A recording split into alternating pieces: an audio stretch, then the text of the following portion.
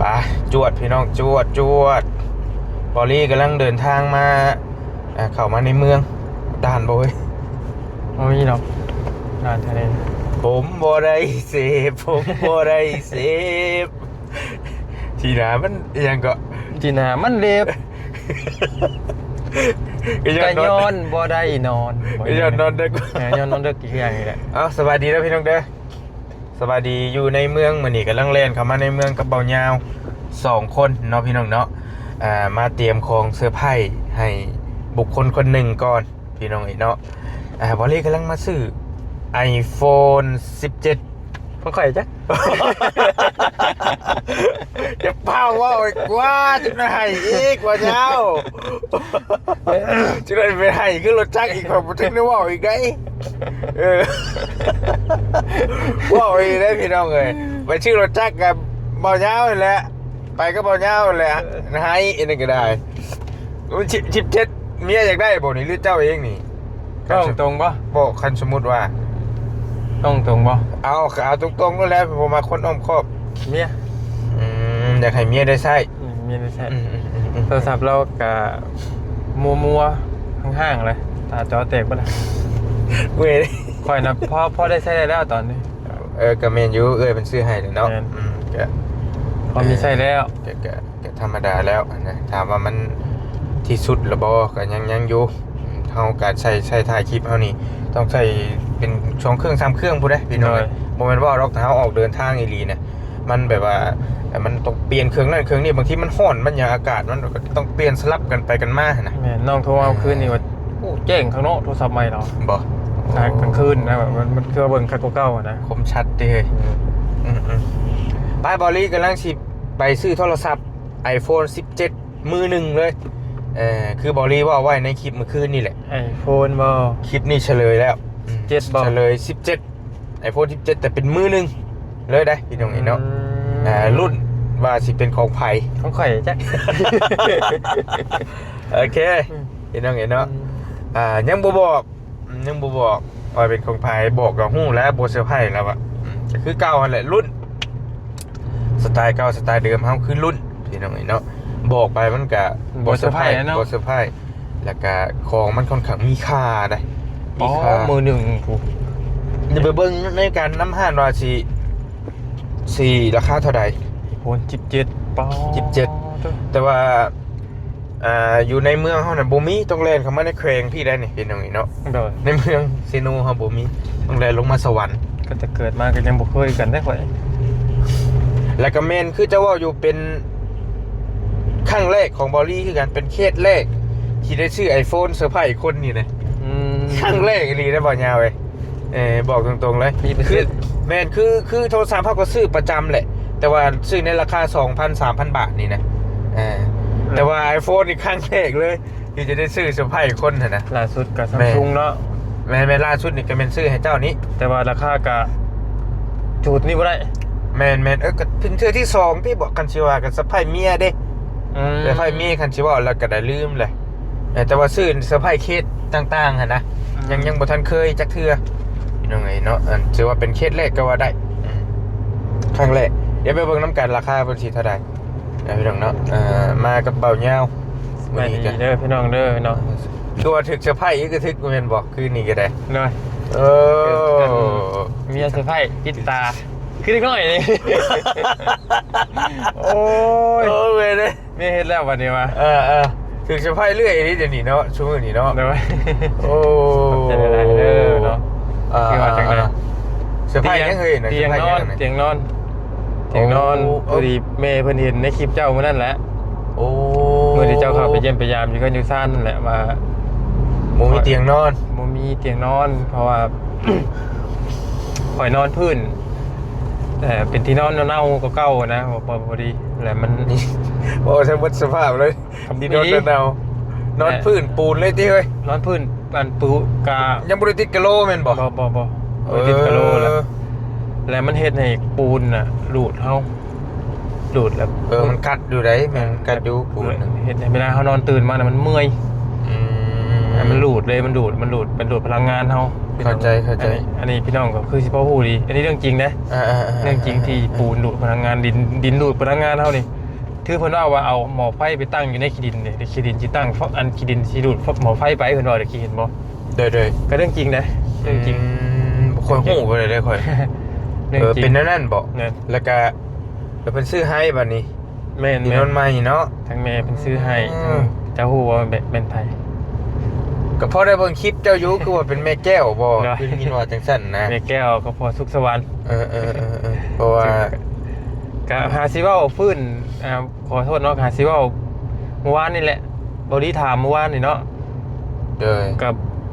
ก็เซอร์ไพรส์ได้บ่ดีก็บ่ได้ฮู้แล้วว่าแม่เพิ่นจ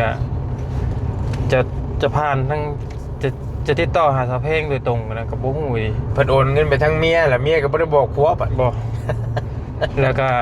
เมื่อวานนี้จะถามว่าของขวัญเคยเซอร์ไพรส์ของขวัญบ่เหมือนมีแนวเจาะปากให้ข่อยเว้าเนาะอยู่ก็จะเว้าได้ข่อยก็จักเป็นหยังเหมือนมีแนวสกิดเจ้าเว้าอยู่ในวันนี้ก็เหมือนแต่ข่อยก็ชื่อเพิ่นอยู่ชื่ออันแม่แก้วอยู่เนาะแม่แก้วก็พอสุกอยู่ว่าก็มีทั้งมีพ่อแม่เพิ่นเซอร์ไพรส์ซอยคอพี่น้องเลยแต่ปีตีสาเพลง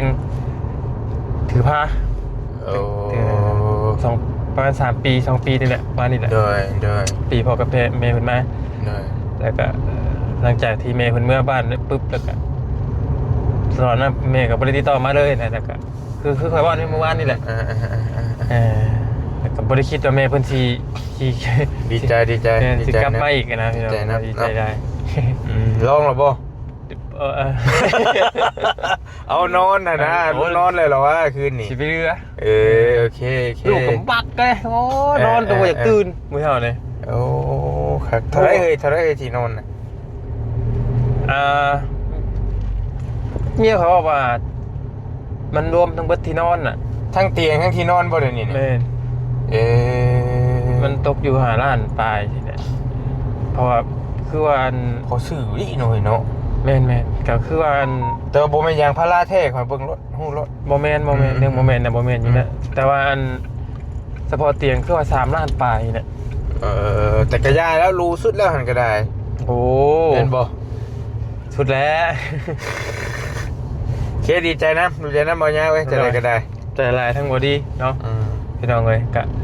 อาจสิผลพวงคือทั้งบ่ดีไปถ่ายคลิปนำแน่พี่น้องเนาะก็คอยกับไปเยี่ยมนะแม่เพิ่นเห็นเป็นสงสารแต่ว่าเพิ่นเห็นในคลิปคอยติเหมือนแหละคลิปนั้นมันขึ้นฟีดพร้อมได้บ่รีไปเยี่ยมเพิ่นบ่ยาวมื้อน่ะสิฮอด100,000 วิวแล้วบ่จักบ่รีไปยามนี่ก็เป็นเห็นให้แม่เพิ่นเห็นก็ดีแล้วดีใจนะไปแล้วจังว่ากันจังหน่อยโดนเซอร์ไพรส์ iPhone อีกนี่มีรุ่นบ่นี่ของข่อยก็บ่อยากเว้าโดยที่ว่านั่นนี่อีกสิเป็นรุ่นน้ำการสิเป็นของไผค่อยจะเป็นคนใกล้ตัวก็ได้เนาะแน่พอแล้วเดี๋ยวพี่น้องสิดราม่าเบาลี่อีกให้ความหวังเอ้ยฮอดแล้วอันนี้บ่ซะจุยเป็นแอปเปิ้ลเลยบ่0แอปเปิ้ลอันนี้บ่เจ้ามื้อนึงกะบ่ได้อันภาษาไทยได้บ่อันนี้เนี่ยสิเป็นตัวน้องบี้มาวานนี่ตินี่กันเด้อโอ้เป็นแอปเปิ้ลเลย0 iPhone อยู่สวรรค์นักเขตอยู่นี่เลยเนาะ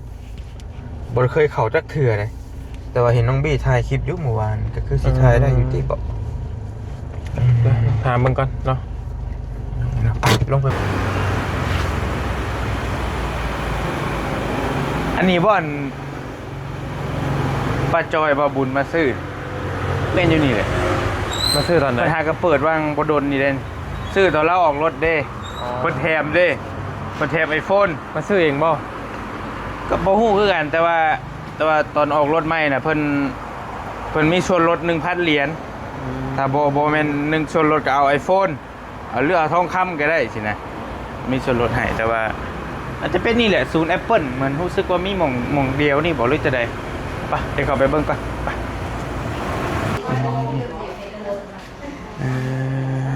อันนี้บ่ได้เด้บาทนี่สบายดีเด้อเจ้าเดี๋ยวขออนุญาตถ่ายคลิปหน่อยเด้อมาเบิ่ง iPhone หั่นน่ะมีแบบใดนี่17 Pro แล้วก็17 17A 17ธรรมดาโดย อืมตัวใดธรรมดา ตัวนี้ก็เป็น17ธรรมดา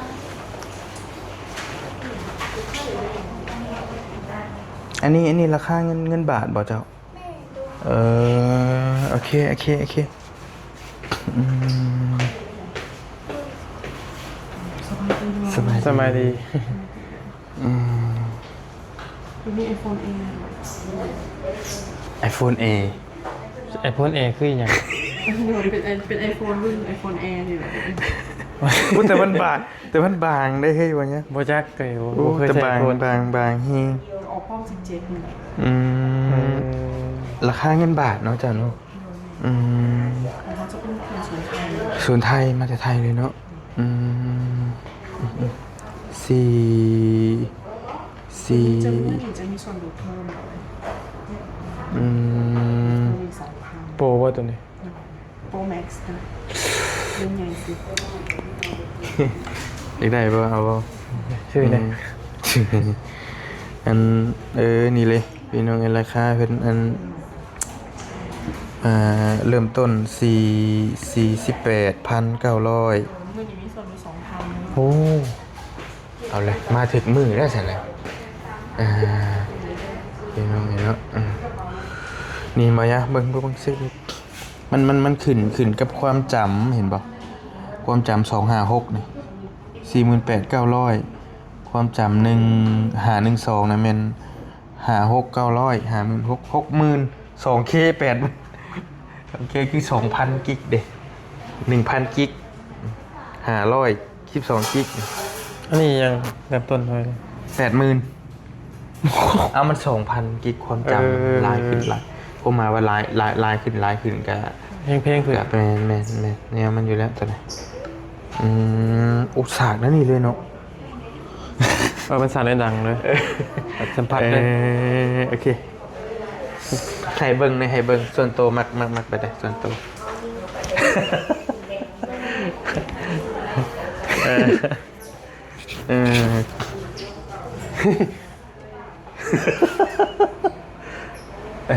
ตัวแบบตัว เป็นของเจ้าระดับนี้ ก็แม่นเป็นของข่อยแต่ว่าคนต่างสีซื่อๆสีกลมอะไรเพิ่นเอิ้นบ่ อืม สีกลม จะถามเอาคำมักกับอะไรบ่เอาคนนี้แล้วเนาะว่าต้องว่าลายแล้วพี่น้องเลยคักเนาะ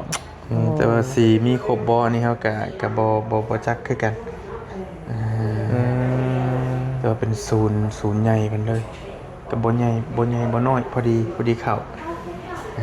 พอดีเข้า 40,000เลยบ่ 40,000ปลาย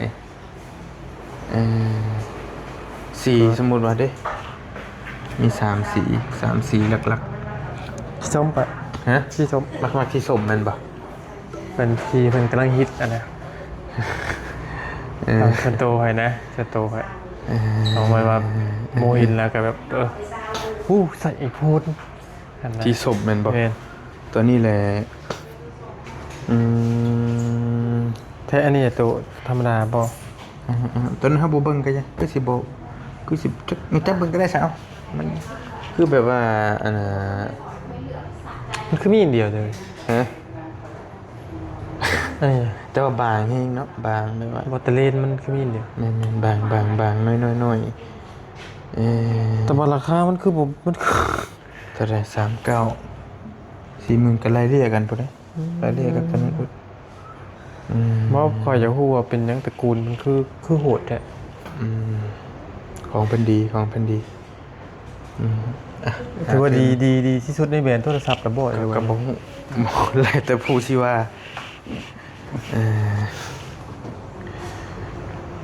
นี่เนี่ย2เนาะ ตัวนี้น่ะ iPhone 17 ธรรมดาอันนี้บ่17ธรรมดา แม่น ธรรมดาบ่นี่ ธรรมดา แต่ราคาบ่ธรรมดาเนาะ แม่นสี่ตกอยู่29,900 30,000ซะกันสิว่าก็ได้ 30,000 บาทซะพี่น้องลูกค้าเป็นหลายนิดหน่อยนึงลูกค้าเป็นหลายนิดหน่อยนึงเด้อ อันตัว17หันมีจักสีฮะเจ้า ซีตามนั่นเลยอ่ะพวกโดยซีผลอยู่ดีเนาะตามนั้นเลย เอาสีขาวเด้ เอาสีขาวเนาะ อยากได้สีขาว โดย ตัว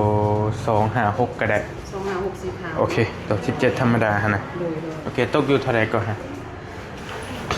แจ้17ธรรมดา256เอาสีขาว เอาสีขาวไหมครับเบิ่งก็ได้สีขาว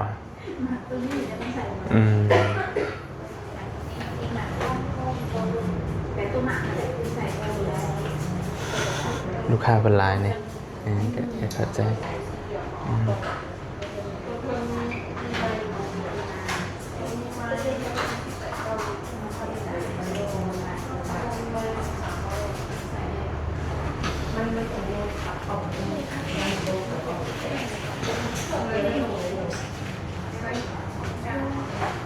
ยัง อันเดียวกันบ่ ไม่ เบิ่งอ่ะ มีชุด เบิ่งราคาเท่าไหร่ เดี๋ยวนี้ 8,000บ่9,000 มันมีตัวเริ่มต้นอีกบ่มันแล้วแต่ได้นี่ดิเมนตัวน้อย เดี๋ยวค่อยๆมันสิเป็นตัวใหญ่นี่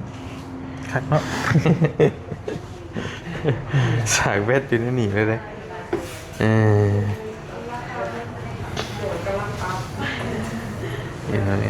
แล้วก็ลำโพง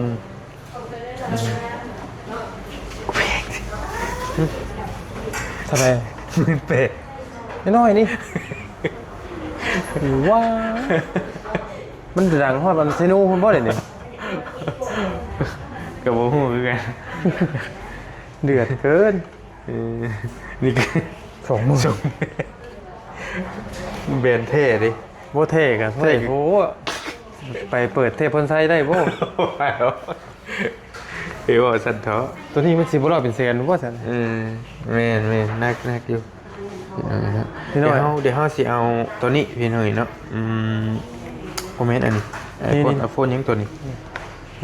เดี๋ยวเฮาสิเอาตัวนี้iPhone 17นี่แหละสิเอาตัวนี้เป็นสีขาวเป็นสีขาว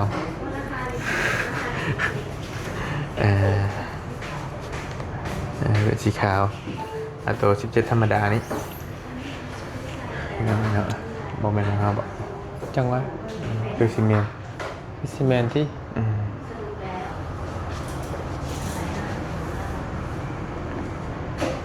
ศูนย์เห็นศูนย์เพิ่งเปิดมาประมาณ ที่วันเดียวนี่บ่ โบโดนประมาณรู้สึกว่ามีอยู่นี่แหละแต่เขาบ่ฮู้แล้วเขาบ่ได้ไปทั่วนะแต่พุ่นเนาะโอเคไป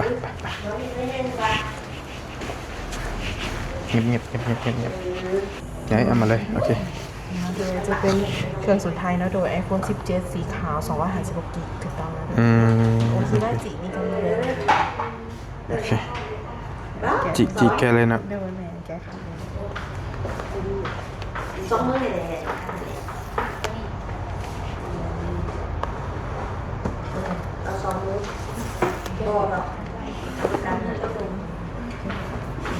พับ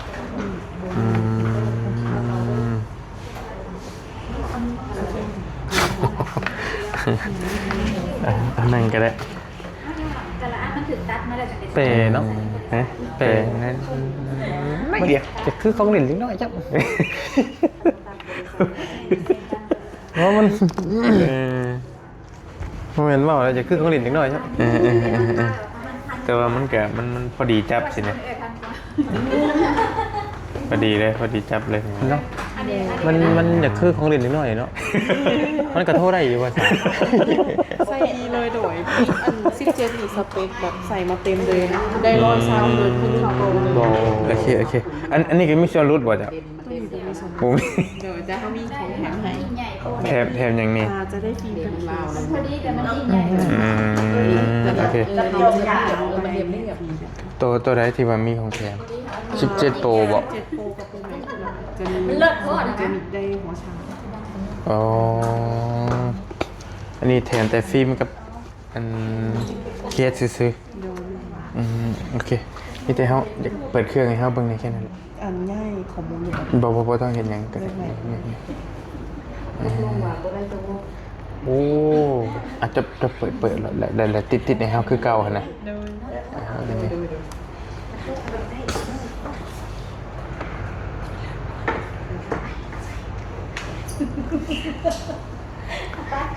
เมื่อไหร่จะมาเดิน เอาตอนนั้นเลยขอสิอันนี้ว่าต้องไอ้นี่เหรอวะ บ่ต้องก็ได้เดี๋ยวให้สิซื้อไปให้เขาเจ้านะ ทำไปมันโทษว่าอะไรได้จ้ะมัน ได้เลยเนาะ สำหรับเฮาเหรอคือว่ามันธรรมดาเนาะมันคือแบบเป๊ะๆอะไรอย่างเงี้ยหน่อย มันตัวใหญ่ก็มี เอาตัวใหญ่เป็นยังได้ใช้ไฟข่อยแล้วบ่ โอเคตัวนี้นี่เลยค่ะเป็น น้อยเนาะ เอาโดนเปิดเส้นอยู่แล้วดูค่าตรงโดเป็นจับดินเลยเป็นน้อยสุดเลยเป็น เป็นโจทย์ที่ขายเลย เดือนไหน18จ้ะ เดือนเก้า เดือน9 เก้าโต อ๋อยังหึงบ่เดือนยัง นั่งเดือนหนึ่งเลยพอตอนนี้เดือนแปดแล้ว อ๋อพอดียังเดือนนึง มันเป็นยังเดี๋ยวคอยเอาทา18ก็ได้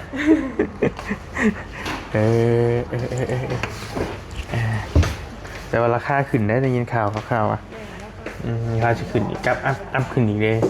ราคาจะอัพขึ้นอีกนิดนึง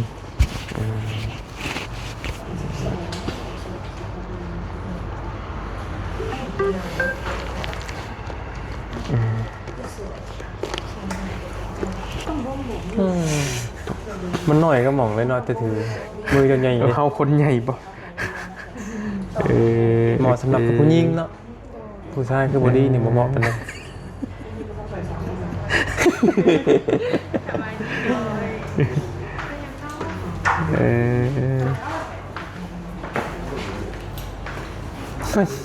คักแท้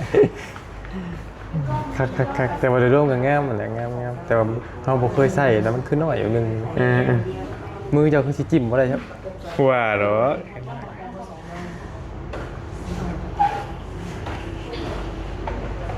เจ๋งเนาะเออ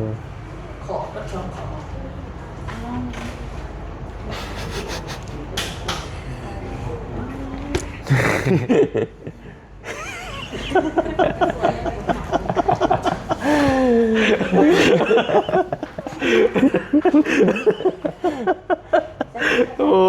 ยแม่เลยงามเลย กล้องหน้างามกว่ากล้องหลัง แม่โอ้เชื่อก็เคยไป กล้องหน้ามันสิงามกว่าก ล้องแม่งก็ง่ายอย่างงามกันเลยมันก็เลย กล้องหน้ามันจะงามกว่ากล้องหลังตัวนี้เนาะ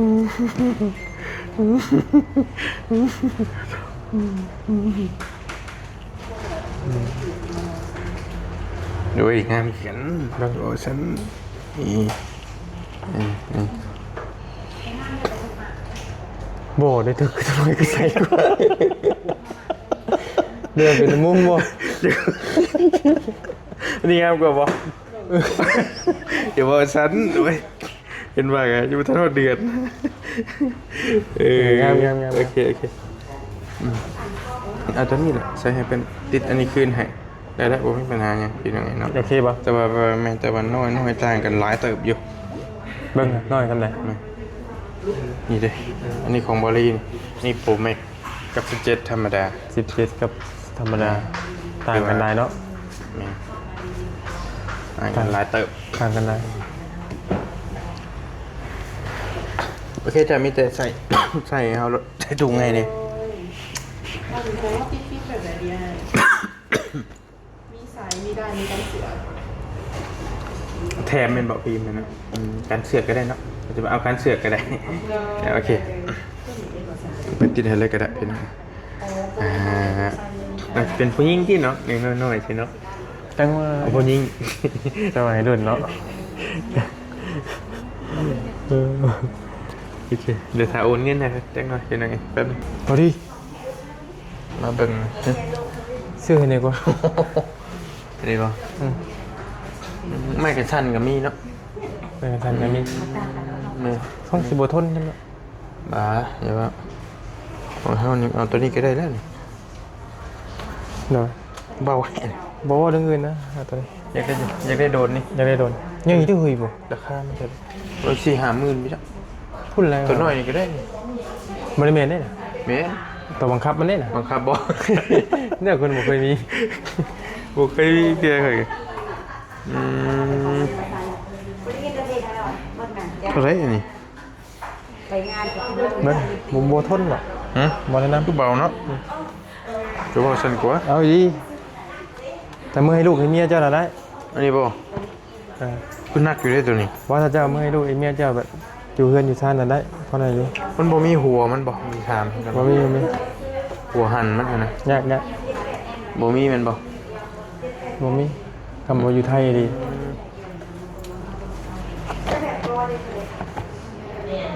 เมียข่อยกับมี YouTube เลย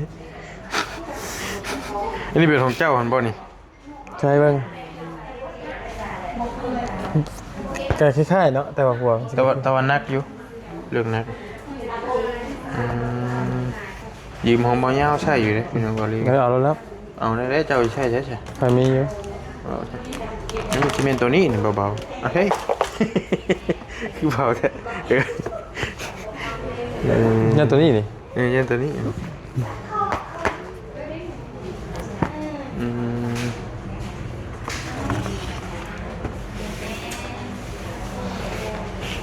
ไปไปเลยติ นะฮะนี่พี่น้อง อยากได้โดนมั้ง ได้ดงผมฝันได้นี่ ค่อยได้บินดอกบินสิเลย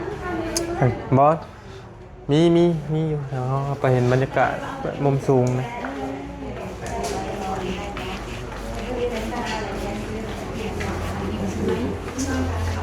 ใช่ปะ ก็บูเป็นบัตรว่า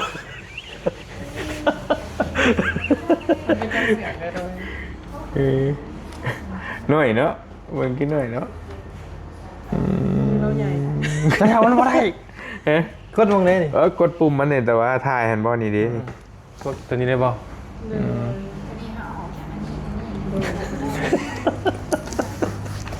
มีวันไหนโทรศัพท์จริงเลย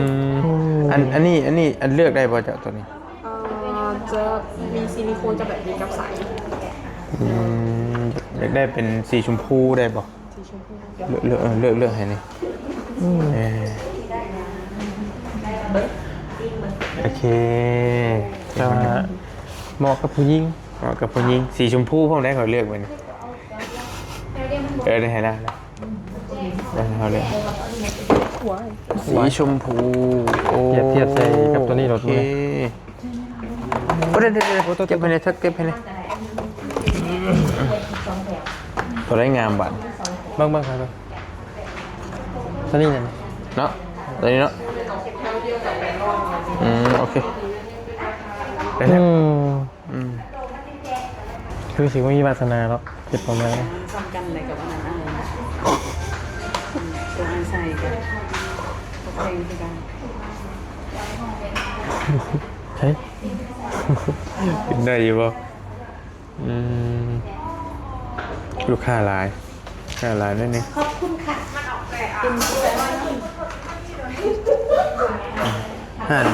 บี้มาซื้อบ้านนี่แหละพี่น้องห่านเดียวกัน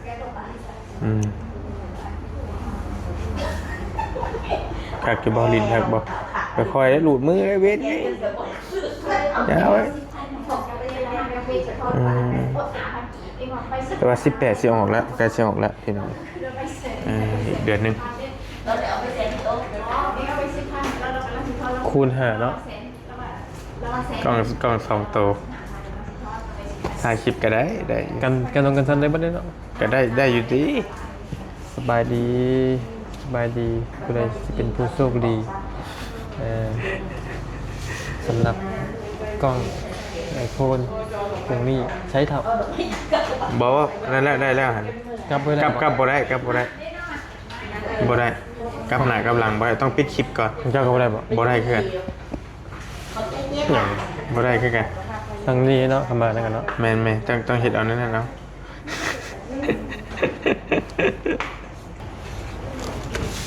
เป็นเงินกีบ 21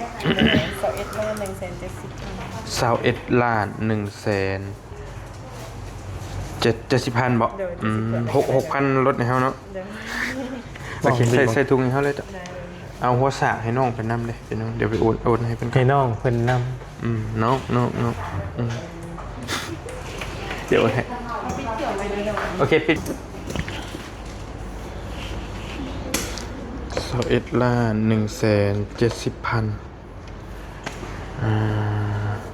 ต่ำนี่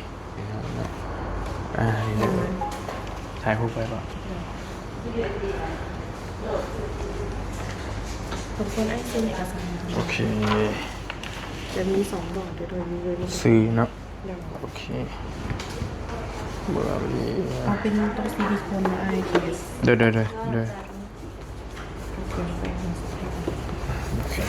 เพราะว่าสากประกัน1 ปีเริ่มมื้อนี้เป็นต้นไปได้ด้วยแล้วก็หัวสากกับประกัน1 ปีได้ ซื้อหัวสากให้น้องเพิ่มจริงๆหันเงินเพิ่นเพิ่นโอนมาให้บอลลี่หัน19 ล้านไปปลายนี่แหละมันบ่พอแต่ว่าก็บอลลี่ตื่มใส่เอาเงินโตมีผู้ใหญ่อีกท่านหนึงตื่มใส่ ำ ให้ เพิ่นไป เพิ่น เท่าไหร่ ก็เดี๋ยวไปไล่เบิ่งมันตื่มใส่ตัวใดพุ่น19 ล้านตื่มใช้ล้านบ่ตื่มใช้เลยเกือบล้านนี่บ่นะประมาณน่าจะประมาณ1,000 กว่าบาทนี่แหละตื่มใส่นะเบิ่งไล่เบิ่งกันได้อยู่มันบ่พอเพราะว่ามันเฮาซื้อหัวสากอีกเด้หัวสากของแท้เลยนะจากศูนย์ให้เลยก็ยาแล้วเพราะว่าน้องคือสิบ่มีหั่นนะก็เลยซื้อไปตื่มอันนี้ก็ของแท้เลยเนาะ ดูของไทยเลย790จะ พร้อมทรายบ่ บ่สายมันมีอยู่แล้วแม่นโทรศัพท์ซุมื้อนี้เพิ่นบ่แถมเด้บ่แถมหัว เพิ่นเฮ็ดนั่น ป เนาะ ระกันแห่ปี1เลยเก็บก่อน อันนี้ก็ประกันอีก โดยใน โอเค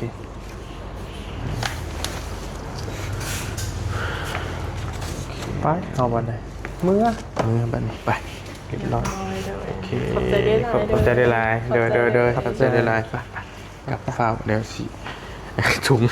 งอันเดียวก็บีบว่านี่แหละ นั่นแหละ ไปมาเอาอันออกให้กันได้นึงดึงยุเอาเร็วมาเลย